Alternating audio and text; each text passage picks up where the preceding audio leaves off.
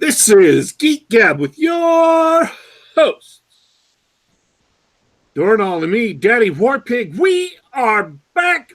Geek Gab for Saturday, July 20th, 2019. I was just doing a little pause there to see how ominous I could make it at the beginning of the show to see if it would seem to you that the show would never actually begin or that we were having some kind of technical difficulties. I have bad news for today. We have as of yet had no technical difficulties, so I have no idea what will happen or when they will strike. Rest assured, our crack team of engineers is standing by to take care of whatever problems arise. Darnell, how was your week? Hey man, pretty average week for me. Nothing really new to report, but I'm still here, still kicking. Did I Excited. catch you in the middle of a bite? Not at all. I delayed the bite because I was riveted. I was what's the word? Held in rapture by your feigned technical difficulties. I was as the audience at the edge of my seat wondering what is going to happen next. I was hoping that by going in one direction and then veering suddenly in another, that it would catch you off guard. I'm pretty easy to catch off guard most days, but today is not that day. So, oh yeah, I wanted to make an announcement. You have an announcement? Yeah, I was going to tell you before the show, but you were eating breakfast or something. Whatever. That's right. It's still technically before noon here on the West Coast of North America. I have to be precise because our wonderful guest today is on the other side of the world, in Israel. I have guests lined up for next week already. That is quite an announcement. Unusual for the Geek Gab. Yeah. And again, things may happen, this being the real world, but I asked Jeffro Johnson and P. Alexander from Kosovo to come on the show so we could talk about the setting of Advanced Dungeons and Dragons, the implied setting, like psionics rules and what implications they had. Let me give you a hint from the blog post I read the other day. It is full-on Lovecraftian horror almost. If you go around using psychic powers with any regularity, or if you cast a whole slew of spells that are of a category that are akin to psychic abilities, you're probably going to start running into some of the worst monsters in the game fairly often if you are using the rules as written in the AD&D sourcebook. And that puts this whole different spin on the default worlds of AD&D. And so that whole thing kind of fascinating me, the fact that it's a post-apocalyptic world, because everything is different. I was reading this guy, he said he rolled up by their population charts an area the size of Ohio and came up with 4 human settlements, and 2 of them were tiny villages. So we're going to be talking about all that stuff next week, about how AD&D and its assumptions as represented by the rules is completely different than what everyone thinks about AD&D is, especially in terms of psionics and stuff. It's just mind-boggling. If you use a detect magic spell to identify magic items or a detect invisibility spell, there's a good chance some monstrous, insane monster from the astral plane will just erupt into reality to teach your player characters what for. So I'm really fascinated by that. Jeffro and P. Alexander are both far more educated than I am on that subject, and so I invited them on the show so we could talk about it some talk about it some. So, give the audience something new, give me something new. I can learn about something I haven't delved into before. So that's next week. That's pretty fascinating. I thought so, yeah. So that's my announcement. But we have a guest. We totally have a guest, and this is where I thought our technical difficulties were going to come in. Welcome back to the show, Yakov Merkin. Thank you very much. This is my third or fourth time. I don't even mind sure at this point. I think it's I think so. For sure third, maybe fourth. We'll go back to the archives and confirm it later. Yeah, it is great to have you back. Absolutely. Yeah, that's easy enough to do. The delay here is because wow, we just had three people talking over each other, and it's a bit of a distance talking at the same time.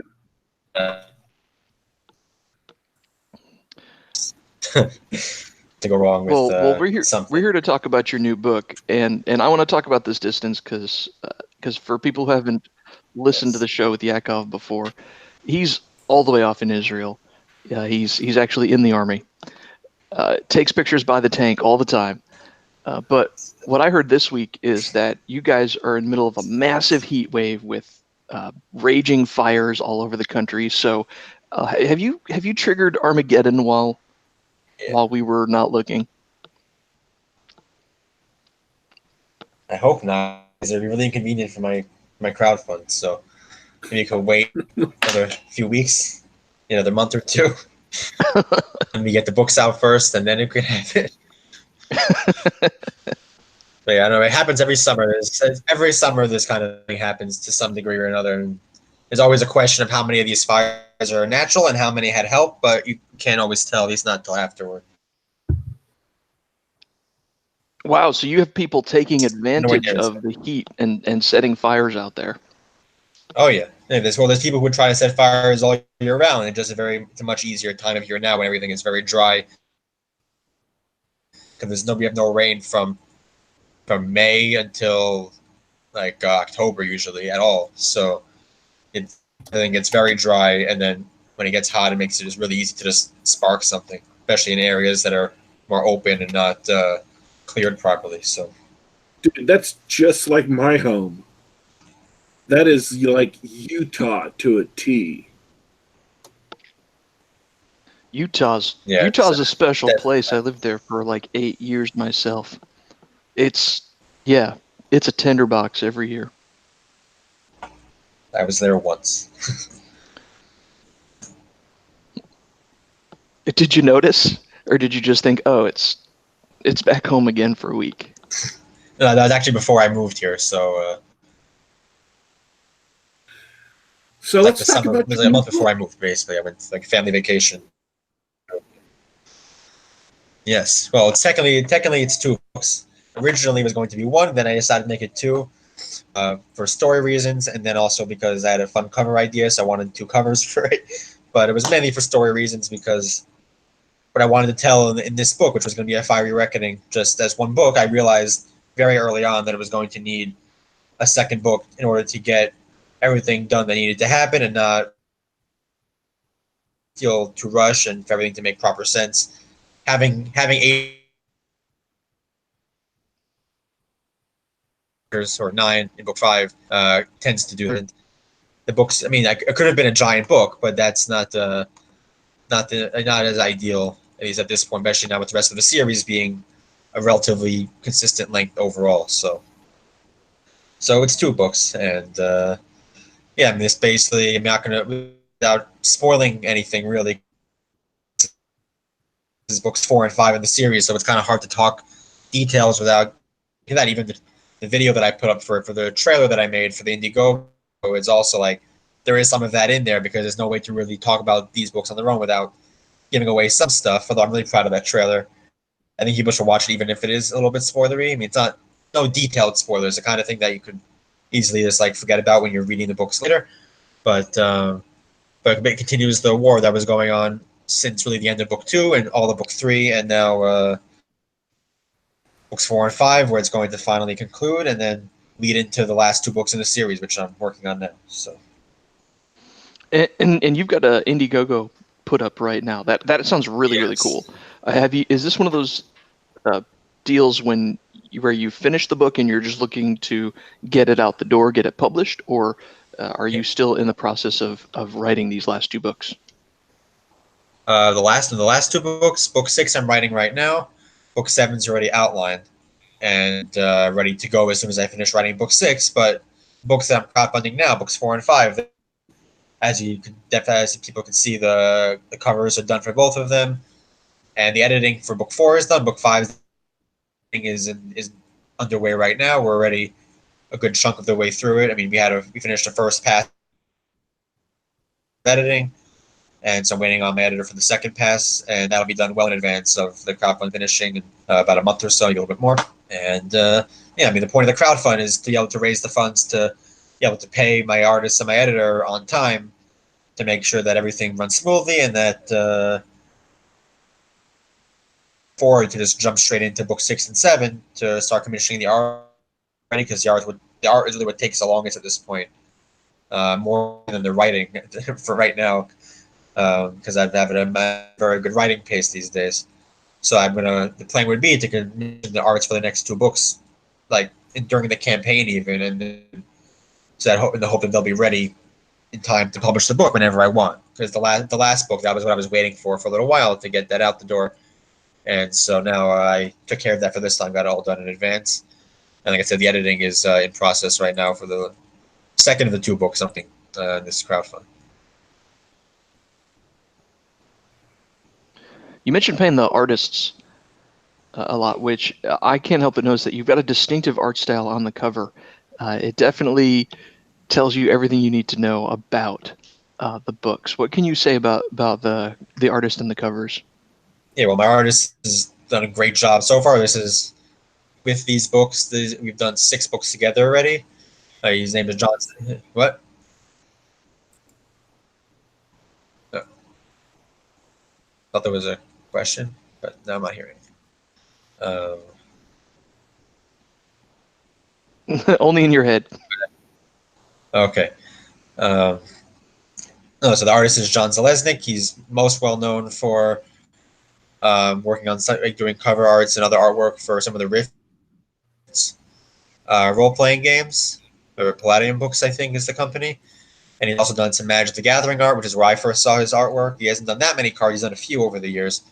But that's where I first saw his name, and that's basically, I think I talked about this before once or twice, where I found him. Basically, I went through a list of Magic the Gathering artists and went to look for somebody who had a style that I liked for what I wanted for my books, and someone who I could afford to commission. And emailed him, and then now we're 6 books later already. So 5 in this series and the 1 fantasy book so far. So and then for these books, since I knew it was going to be 2 books now, and I wanted, since it was kind of like one story almost in the 2 books, so I decided I wanted to do a fun cover thing where like the 2 images form sort of a larger image. Like I've seen that done a couple times, not very often, but it was a cool concept I had in my mind, so I decided to make it happen. And I think it came out pretty nicely. Yeah, I like it myself. I like, it's a nice story that you find an artist that you liked and contacted him for the work. When you put it that way, yeah, I think if I were to get art, I would sort of, let's find my favorite Magic the Gathering or pop artist, and see what their commission prices are. See if you can get one of your favorite artists to do your book cover. That's a great idea.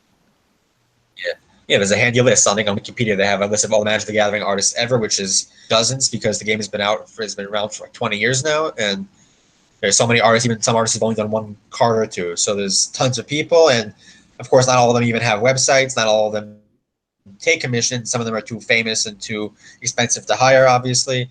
So, but there's definitely other people. I mean, there's obviously, aside from John, who are definitely available for that kind of thing. Like a lot of artists are like workman artists. They're not super famous, but they do really good work, and they're just in it to do the work. I mean, as of this point, I think I'm basically his most regular client at this point, which is good for a working relationship, I think, because I think I get a little bit more priority now too, and the work obviously speaks for itself. Oh yeah, for sure. And that's a good reminder because Yeah, there's the covers another are kind of important. there's another artist I What? follow. I want to mention him. Ken Meyer Jr. is an old magic artist, and he also did a lot of work on the Vampire card game. So I follow him now and again. And yeah, these guys are they're out there working. You can commission them to do whatever you need. Yeah, they actually, since I've done books with John, I've seen him actually do a couple other book cover commissions. So I'm not sure if I could take the credit for that, but I have seen him. He posts in progress photos on his Facebook. He has a Facebook. He has like a Facebook page for his art, and so he posts updates with my art and other arts too as he goes along with the sketch process and the painting process. Because all these arts are actually physically painted too. The final is all painted on actual canvas, and so I mean it's a real thing. It's not. He's not just. I mean, not to knock digital art on people do on the computer or on a tablet, but he actually physically paints all of these, and they all exist for real somewhere. So. Well, that's really great. So go ahead and what kind of juicy bits can you give us? Like, can you tell me more about the story and where it's going right now? Yeah, without spoiling too much, in the end of book 3, the war took a very drastic turn. I'm not going to again give any details about that. Would spoil the ending of book 3, which I don't want to do because it was a really good ending, I think. But the war took a very drastic turn, and a lot of things changed very, very slowly. And now the heroes are basically have a completely different fight on their hands than they had before, and a much tougher fight. Because I mean, that's not really a spoiler because if it wasn't tougher, then why write the book? Like, it would be too easy. Like, you don't want to make things too easy for the characters, obviously. So it's a much tougher fight they have now, and both for reasons of how much they have versus how much the enemy has, and also who they're fighting. They have probably the most dangerous adversary so far faced, but in a different way than any of the other dangerous adversaries before, or a much more of a mental adversary as opposed to a metaphysical or just like a pure power standpoint. And uh, and all the characters just are moving along. They have like I have characters in every possible relevant place in this war, um, doing their own parts. Some of the characters are more in direct command role, like a bunch of my main characters from the earlier books. Some of the newer characters have smaller roles to play, but equally important roles in the process of bringing this war to its conclusion by the end of book 5. And I mean, book 5 I think is the second longest book in the series after the first book. So it's there's a lot going on. There's a laser sword fight at one point on an exploding super weapon. And a super weapon that's the super weapon that Yes. survived. A super weapon which has survived multiple books, unlike a certain other franchise that can't seem to allow one to survive more than one movie. I realize it makes a lot more sense, and it's a lot better in many ways for tension if the weapon is around, and for and people are trying to not destroy it at first, but trying to just stop it from being able to be used to kill everybody. And then obviously, eventually, you have to fight it for real. But having that in the background as a threat that will need to be addressed eventually is something that I really wanted to have. And also obviously there's a lot more giant space battles. I mean, this is it. Book 5, I think, probably has the most big space battles since book 1, possibly the biggest one yet. No, but I think book 3 had the biggest battle, I think. But some of the biggest ones. And again, without spoiling anything specific, there were in book 5 specifically. My editor told me when he gave me the first revision pass back that there was one scene in particular near the end of the book that he said was worth the price of admission by itself, which is really cool to hear. I never heard that before. That's And great praise for sure. and then also one scene where it was meant to be kind of funny, and he really liked it. It was again, I can't spoil it. The only thing I'll say is it's a character that already existed in book 3. It was basically Space Trump, but I'm not going to explain exactly what role he plays in the story. But someone actually on Twitter actually just a little while ago posted that he got to that character in the series finally, and he seems to be enjoying it. But it's a character that I was like a side character that I really wanted to have because I think it was like a funny character, but also a character who was not just a joke, and who has a role to play beyond these books, I think. So That's great. You mentioned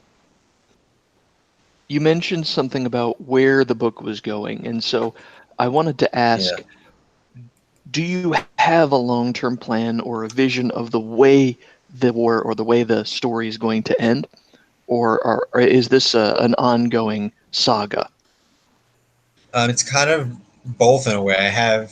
Like I said, the book 7 outline is already finished, so I know how this series of 7 books is going to end.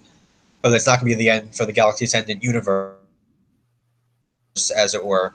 I have already basic ideas for multiple series continuing on after this, spinning off from the main series. I have a whole galaxy to work with. And if you see the galaxy map that I posted on Indiegogo, the whole galaxy isn't even revealed yet. So there's a good third of the galaxy that's completely unexplored as far as our main characters go, that will eventually become explored and eventually come into play in some way or another.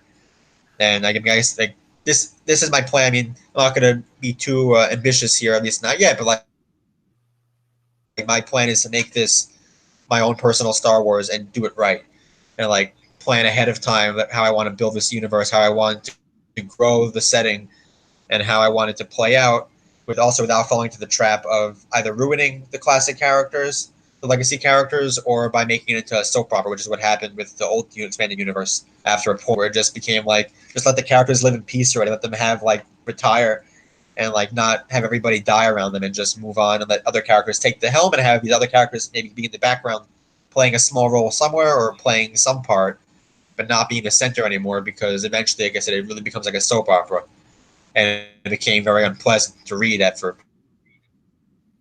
point. I think it's still better than what we're getting with Star Wars now, but it was very, very flawed at that point also. So I'm trying to just consciously learn from the mistakes of franchises that I've loved, that have fallen off for whatever reason, and not make those mistakes. Yeah, nobody wants to read about old retired Han Solo, right? Yeah. Yeah, or even like in the expanded universe where like all those 3 main characters, spoiler from 20-year-old books, they none of them die ever, but their families suffer all the time around like Han and Leia's 2 out of 3 of their kids die over the course of a bunch of series.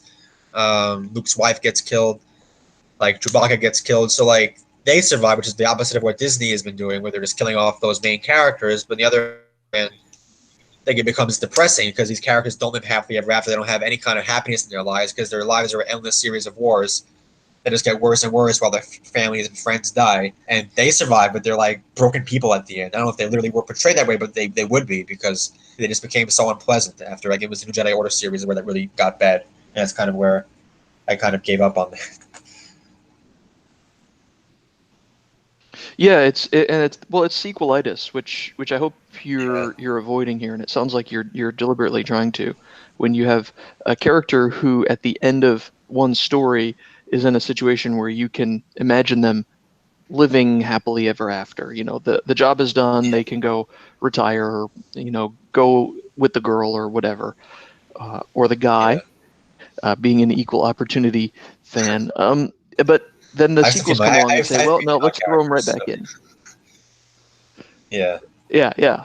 But it's like, yeah, just throw them back So in the that's mix with roughly the same story, and then they're back in trouble all over again. Yeah, and also the issue of trying to one up yourself every time, which you have to do if you're using the same characters again. You really have to do that in a way, because otherwise the stakes aren't there. So I'm just trying to both at the same time be able to have more story options going forward, and also keep the characters there. I mean, it's gonna be a little bit of a challenge with some characters because they're in leadership roles or command, or like high level command roles. So I need to make sure that the reason they would step aside is a valid reason, and it makes sense why they're still alive and just not center of attention anymore in the universe. But I have plans. I mean, some of them might be triggering plans for some people, because some people don't like characters settling down at all. But I don't really care about that. I just want the characters to do what's right for the characters, male and female characters, and then just move on. And obviously, again, like if I do later books, those characters will still be in the universe and still appear probably, but they won't be the main characters necessarily. I mean, I might do like a short series at some point with some of the main characters to focus again as kind of like a last hurrah for some of them, or like a way to properly send them off to their pseudo retirement. Like with Star Wars, they could have done that really nicely with the Thrawn books, where like that trilogy was a really good way to like conclude the Empire as a threat. It was a way to conclude certain character arcs of some of the major characters. I think by the end of the Hand of Thrawn books, that was a total of 5 books. Like everybody seems set up to basically move on and live relatively happily, and then have other stuff happen with other characters, but they couldn't leave well enough alone, and it went off the rails from there. So I'm trying to do that, and obviously again, but still keep the universe moving, still keep it going without falling to the prequel trap, which I don't want to do. I mean, I will still write books set earlier, depending on where and when. And there's different civilizations have different levels of histories, and different amounts of history that I could go into, which also limits me in a positive way that I can't just go back and just go through everything. Like Star Wars, they kind of did a little bit too crazy with like 10,000 years in the past, and the tech is better or basically the same back then. And you have to also like explain why the wars they fought back then were more epic and more and bigger than what they have now. And it also kind of ruined some of the original stories in a sense, where like these big like Sith Jedi wars were like scale so big that it makes the Civil War in the original trilogy look like a tiny little like brush war. Like, so I'm trying to avoid all of this as best I can, with only being one person, and just to plan ahead.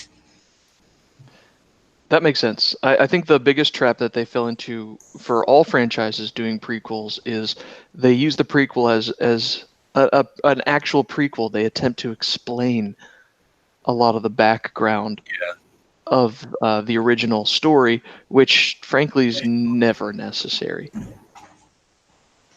Yeah, it's like there's a point where you explain way too much, and it becomes less magical. It becomes boring almost. Like I have written stories already. I've written a couple of short stories I got published in anthologies this year that are both set in the past in different parts of the galaxy, but they don't directly impact the stories that I'm writing now. They don't directly impact those books. They're not anybody's like, and they're not any of these characters as a young person. They're not necessarily even any like direct ancestor, or like even if they are, they're so far removed that it doesn't matter anymore. And it's just a little story that was just a fun setting to work with. So I decided to do a short story, and those are fun. I have some more I'm working on also. Some characters there's more space for that in terms of their backstory, but it's also there, of course, some characters where you don't want to see, or it's not necessary to see their backstory. Like with like another Star Wars example is the Solo film, which obviously flopped very hard, and it was a movie that nobody wanted to see, nobody needed to see, especially because though that had all even been explained already, but also just because it's a character we don't need to know how he grew up, we don't need to know how he got his ship beyond the one line we got in the original films, and it just like you have to think about also what stories deserve to be told, not just stories that you think some fans might want or that you might want to some degree. Like needs to be some kind of other thought process going into that. And along those lines, let me jump into the chat here. Bradford Walker says along the same lines, and I'm paraphrasing here, stories have a limited lifespan. Trying to keep a story past its proper end might as well be taken as undeath and treated accordingly. Yeah, that's pretty true. I mean, again, I even do have, this is a long-term plan, like decades in the future, but I do have a plan of how I want to really just end this universe. I'm not going to blow it up, but like how I want to conclude my universe of stories that I have in mind to tell. And I do know, at least in a very general sense, where and how it's going to end. But it's going to take a lot more books to build to that, both in Galaxy Ascendant Galaxy itself and other stories that are going to be set elsewhere that I have plans that are going to tie it into each other. I mean, all my stories so far are set in the same universe as an actual universe, like whether it's different galaxies or whatever. So I mean, I really do have. I'm trying my best to plan ahead, like I said before, and also even with this series itself, I'm trying to make the different books feel different. I'm not trying to retell the same story with different events. Like just following the same plot in each book. Like I have, if people who read the books, book 2 has a very different feel from book 1. Like book 1 was filled with giant space battles and ground battles, whereas book 2, I think it has one space battle in the whole book, beyond just like one. Aside from that's like a ship getting chased. So is that deliberate? Do you pick a type of story or a genre of story for each book? For example, do you what Not is the specifically. type I of don't like go story? into it and say I want to write this kind of story. Like I know more. I know I all story to go. Okay, But okay, that makes sense. yeah, That makes sense. But I like that every story you try to do something different. When you said that, I had a picture in my mind. For example, in the Marvel Cinematic Universe, the Ant-Man mhm, is films are there. At least the first one, it's a heist movie. yeah. It just happens to be done with superheroes and that sort of thing. So each one is a different type of story, even though they're all about comic book superheroes. So I was wondering that's what that I thought of when you said that each story is different. Yeah, so it's not exactly like by genre, but like I said, book two, there's literally just one space battle in the whole book, and book two, most of the main characters are actually in the same place, more or less, for the whole book, which was actually a challenge to write in a way. But book two, they're all like it's kind of I don't know what the genre would be. It's like the center of the earth kind of stories, where like they're all investigating this like hollow planet. It's not a spoiler. It just that's on the back of the book, I think. So like they're all investigating this hollow planet that and how it relates to what happened before, and then that obviously leads to events that come later. And then book three was a war. And book three, four, and five are probably the most similar in that they're telling the story of a war that takes place over the course of all three books. But I try to vary the events, and obviously the situations change a lot. And also adding new characters helps. I've added new viewpoint characters who are on different tracks and in different parts of the universe, different parts of the war, and they're involved in different ways. And that allows me also to have different plot arcs, like side plots that are going on that play into the main one, but also are very different, like more adventure-y. Whereas some of the other plots, I guess, are more military sci-fi in a way with fleet commanders and big battles and things like that. And I mean, in book three, I have a not an espionage story or a plot, but I have like a plot of a character trying to figure out what's going on and trying to investigate what's happening, and then that obviously plays into things later. And a plot of people trying to find the plans to super weapons. So that's like a side plot also, which is a very different sort of plot than the main war itself. And then even with books four and five, some of the characters are on their own journey, doing something that will tie in later, whereas other characters are just in the front and center of the war effort itself. And actually in book five is the first time really where I have major viewpoint characters who are on the antagonist side. So I've had like maybe like one viewpoint briefly of a villain in the earlier books, but in book five I have two characters who are no, book four I have one, book two I have five characters. I mean, no, book five I have two characters, and book four I have one who are on the antagonist side of this war. So I get another view from the other side. And even while they're an antagonist, I say antagonist for a reason because these antagonists are not necessarily evil. While there is, of course, evil going on at play in this war, these characters are not because I don't really enjoy writing evil people. I enjoy writing an antagonist, but not evil in the literal sense. So Sure, that makes sense.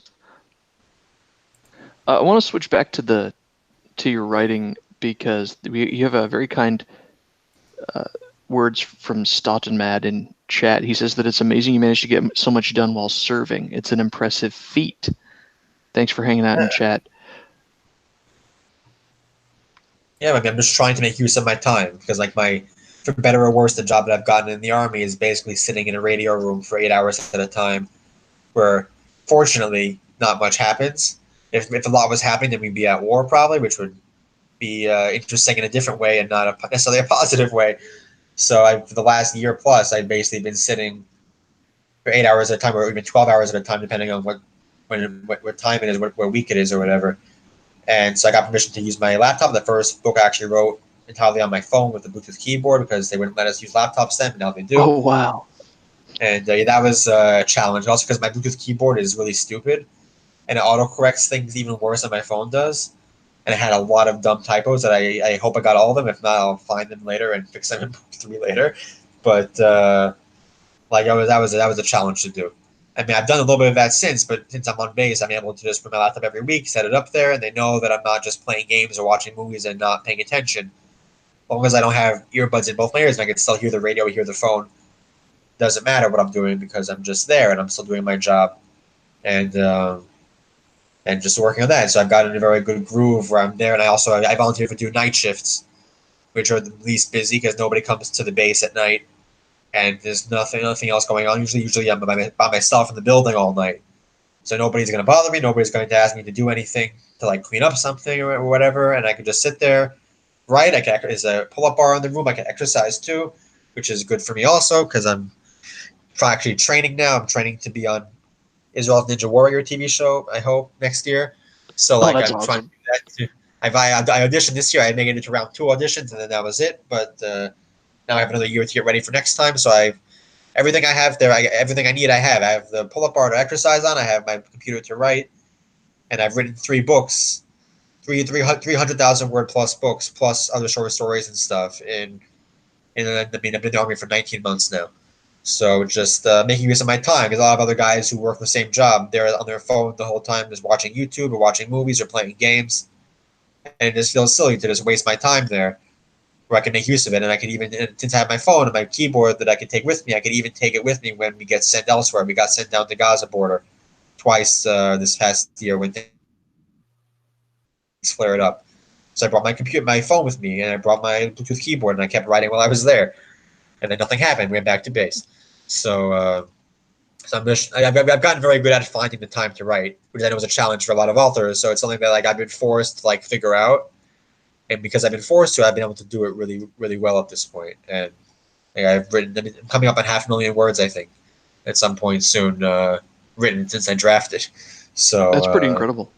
And threat of war aside, being able to say I have everything I need there with me every day, that's quite a luxury. It's nice to have everything you need right there. yeah. I mean, it's also something about making the best of a situation because I wanted to be in a different role. I wanted to be in a combat role at first, and they wouldn't let me. So like, okay, fine. I can't change it, so I'm going to make the best out of what I have here, and I have. And I managed. I fought with them to let me sign an extra half year, which I did now. So I was supposed to be done last month, and instead I'm now signed through December, and we'll see what happens after that. But I really wanted to say, and I finally got a yes from them, not like a no but kind of answer. I finally got Right. like an actual yes. An hour after I actually got out, I got let back in. So that was an interesting day. But So so what are yeah, your long-term plans? When you're done with your service, are you going to write full-time there in Israel, or are you going to spend some time in the States again, or what? I'm going to stay here. I would like to write full time. I need to be able to justify that from a monetary standpoint. So that's what I'm trying to work toward now with just working on my marketing game, which is the hardest part of writing, and obviously writing more stuff because that also helps. Having more books out there helps in general. But yeah, I mean, like my goal long term, whether it's right after I finish my service, whenever that is, or whether it's in 5 years, 10 years, is to write full time. Whether I could do that right away is the big question, and that's part of the reason why I wanted to do these crowdfunds because these crowdfunds give the opportunity to at the very least let you start off with a new book release at zero and not at negative where you had to spend the money to get the book ready, and that mitigates, I think, the main negative of self-publishing where you have to pay for all your services for the cover, the editing. And if you are able to raise that money from crowdfunding, that basically mitigates all of that. And you start off with a new book out. You don't owe any money to anybody, and the book's just anything you make from the books is profit at that point. And then you can build on your marketing and build to get a bigger audience, and then eventually, obviously, make a real living off it. So And that's really tough to do. Most people can't. Most people that's actually can't live off of that. yeah, It's a hobby it's, for most, and that's okay. yeah, yeah. I mean, that is. I mean, the monetary thing is one of the reasons, not the only reason why I decided I wanted to stay in the army longer because I don't have to look for a job. So I'm able to just stay where I am, write some more books, and I get paid, not a lot. Army salaries are, I think, below minimum wage here. But between that and other benefits I get, it evens out well enough because also because I'm not home most of the week, so I don't have to pay for my own food most of the time, so it saves money that way. I get free bus travel, so that also is a plus and that kind of thing. So at this Yeah, point, it's worth it for me to stay and just keep doing what I'm doing. I mean, I would like to have a more interesting job eventually if I do decide to stay longer than 6 more months. But that's a thing I'm going to figure out going forward. But for now, I'm just same place I was before, still writing, still planning more stuff to write. I an entirely separate series I have planned of shorter books that I hope to start writing once I finish this series off. And I have 2 more books in my fantasy trilogy to finish that I want to start working on also when I finish this series. And obviously more Galaxy Ascendant series that I have concept plans for that I'm going to start growing into more concrete plans and more like outlining the series that I want to do and have all that ready as far in advance as I can. So I have the least amount of in between product time. Like the breaks. I think Brandon Sanderson is our author who I've heard this from before. His breaks from his big series is to write a different book.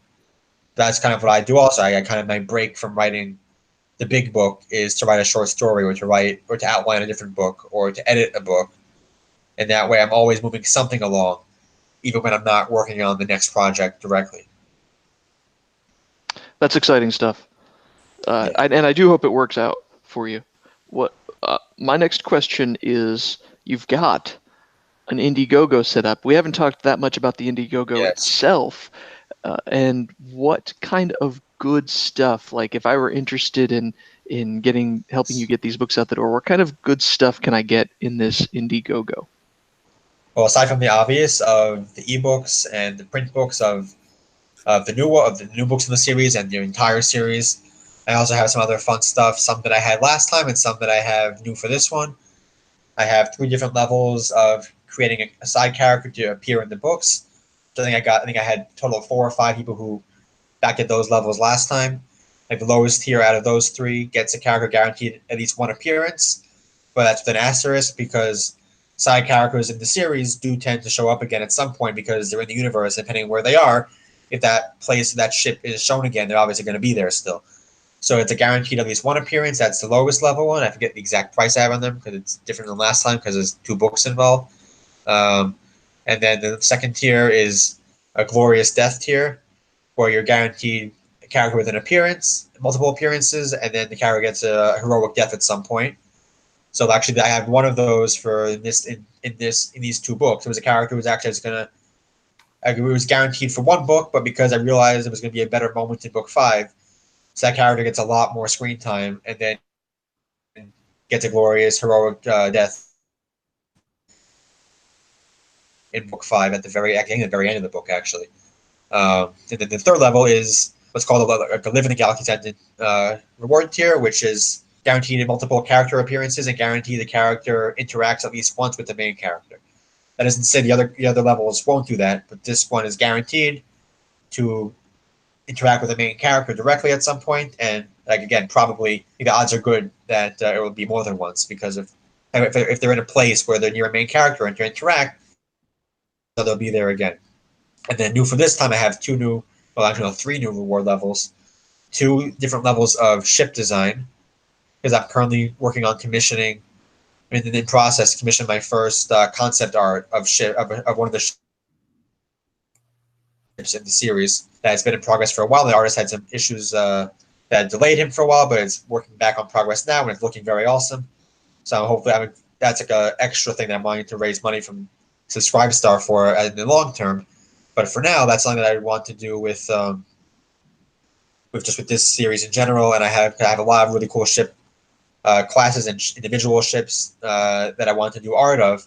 And so this tier would allow low level will allow someone to help design the look of a ship that already exists and is established well. Like I have some ships I've done lore posts for on my website, like about the design, about what its purpose is, and that kind of thing. And so the goal into that reward tier is they get to basically be the third person with me and the artist when going over the different options of concepts and deciding what we end up going with overall. And then the higher level of ship design is much more freedom and many more options for the backer themselves to basically give me input on what the ship is going to be, what it's going to look like, how it works. That would either be for an entirely new ship class or a ship class that's been mentioned by name and that's just mentioned by name and just exists, but nothing else is said about it. So like at most it would be like this is this kind of ship class, and then you could basically help decide the details about it, help design like its history, a bit what it was designed for, what its armaments are, capabilities are within limits of what the universe has, obviously, and then design obviously how it looks, which is the most fun part. So, and then the highest level tier that I have, which I think Brian Niemeyer recommended putting it as an option, even if no one picks it, it doesn't hurt to have it, is to commission a short story in the universe itself, which would be canon in the universe. And basically, the reader gets to basically tell me which character to use. It could be any character, even a side character who appeared once. I find a story to write somehow with that character, and theoretically even a new character. That it's kind of thing I would discuss with the backer at that point. And also, they could have input on what kind of story it would be. Like what kind of, at that point, they can basically pick a genre, because space opera is awesome because you could do any kind of genre you want, basically. In that setting. Obviously, I'm better at some. Like I have experience with some, and others. Like I've never written a horror story. I could try if somebody would want one. Like I give it a good effort. And I probably could do something decent, I guess. But like obviously, I'm more inclined to more adventure oriented type of stories or action type of stuff. So that's like the highest level tier that I have available, and like I said, that would be a canon in universe story that would obviously fit in with whatever else is happening, and with any character the backer wants. So that would be the best thing to get backed at, because one of those would half fund the entire thing. So Yeah, plus you get to write another story, which yes, and the story would of course be dedicated to the backer, of course. And what? that's great. Yeah, and also I do plan on eventually releasing like a collection of Galaxy Ascendant short stories. I've written a few by now. I've released a couple for free to my mailing list. There's a 30,000 word, like a 5-part 30,000 word story that I wrote during basic training, actually, that available for free if anybody signs up for that on my website. And I have another story that also is free through there, I believe. And so my plan would be to, once I get maybe like 10 or so stories, to release like a print version and an ebook version collection of all those stories so far. And of course, any stories that gets commissioned through this would be in that collection. And there's also a good chance that would be the story that I would pick to make the cover design after it, because as thanks to the backer for the contribution in that front. So that would be like another way that it becomes not just an ebook story that gets written, but also eventually make it into a collection that would be in print, whether it's in a year from now or 3 years from now, but not more than that. I would say, because of how many stories I have already that I could put in. So a lot of fun That sounds stuff. like quite a perk. That reminds me of my other question is I usually like to get print versions of stories. So are you offering printed versions of all their books, or is this all just ebooks? Yeah. No, the books are all available in print. The art looks better in physical form than on a computer screen, so it's more reason to get the books in print, because it just pops more. Because it's like they're paintings are meant to be seen in a physical form, whether even if it's a scanned version of it on the cover. Like it does, like I definitely guarantee that all the arts even look even better than they do on the screen than they on print than they do on the screen. So I highly recommend the print book. I actually sold a couple on Amazon. It's weird. And when I'm running a crowdfund, also my sales go up at the same time, which is very confusing to me. It's like the cheapest options for getting all of the ebooks is on the crowdfund. So why are people buying 1 or 2 of the books now, or 3 of them even? Somebody bought all 3 of them on Amazon. They could have like a cheaper price gotten all 5 on the crowdfund, unless they want to read them now. I guess maybe that's a reason, or people want to buy the first book and then see if they like it and then back it later or something like that. But like, it is kind of funny. Also, I've sold print copies also for the first time in a while this is running. So it's almost worth it to run a crowdfund just because it Just the spike in helps sales. marketing. That's great. Yeah. I mean, I'm not sure if it's a spike because of the crowdfund or because I'm just promoting it so much more now that people are just seeing the series more and buying it that way. I really don't know I wish there was a way to tell from Amazon like where they came from to buy the books, but there's no way they don't tell you that. So no way to know. So like, unless I want to just run a crowdfund forever and just like have it something, even if I don't get anything for it, just have it just running and then promoting it all the time. I mean, that might be an option. So I don't know. Let me know how that works. That does sound pretty amusing to see Yeah. if you get anything out of that. Yeah.